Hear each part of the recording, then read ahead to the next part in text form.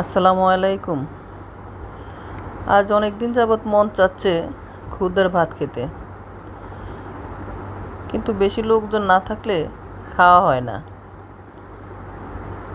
বেশি লোকজন না থাকে, একা একা এসব খেতে ভালো লাগে না। তাই আজকে লোকজন আছে বেশি, তাই খুদের ভাত পাক করলাম।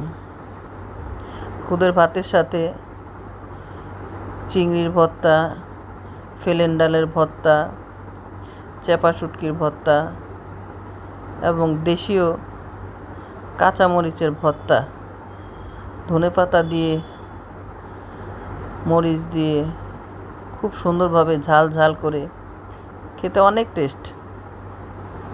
আমার জীবনে আমি প্রথম খুদের ভাত খেলাম।